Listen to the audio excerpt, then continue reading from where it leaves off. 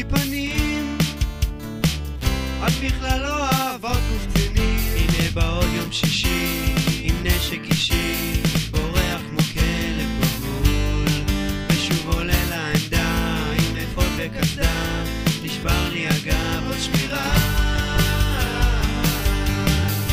עוד שמירה ועוד שמירה. את אומרת שזה לא נורא, 4 שעות אין מה לעשות, לא יודע אם יש עוד תקווה לשנות.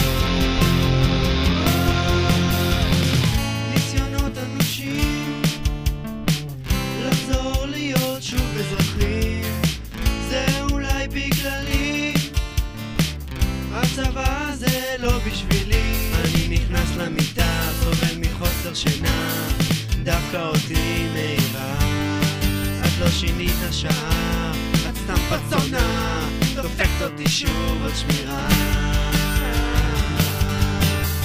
עוד שמירה ועוד שמירה. הכוננות שלי לא מלאה, במדיעה אין מילוי, לדיסקית אין כיסוי, לא יודע אם יש עוד סיכוי לשינוי.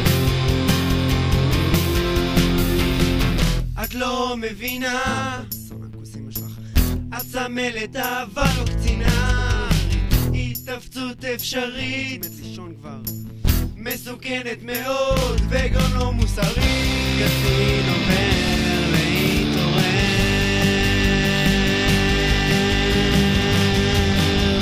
עוד שמירה ועוד שמירה.